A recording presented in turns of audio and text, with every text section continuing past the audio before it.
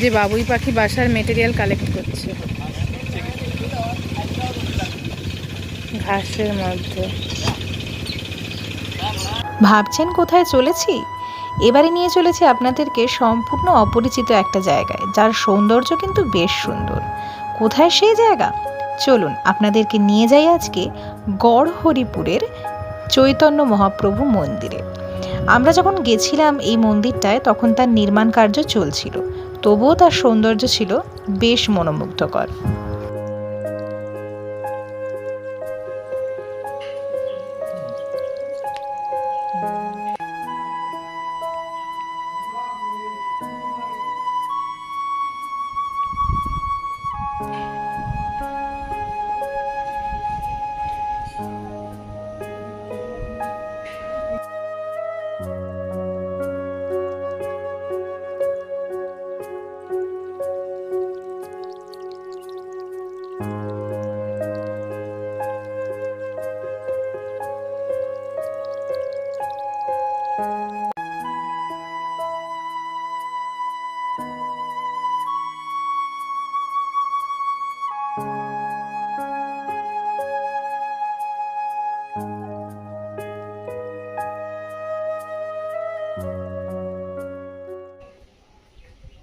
এই যে হরিপুর মন্দিরের ভিতরে, মন্দিরটা এখনো পুরোপুরি তৈরি হয়নি, তৈরি হচ্ছে।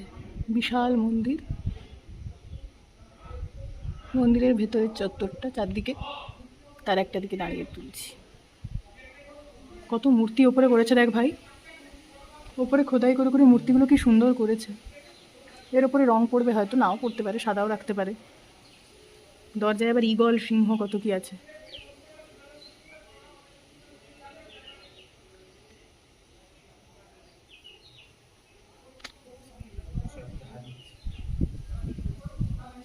আর একটু পরে করবি।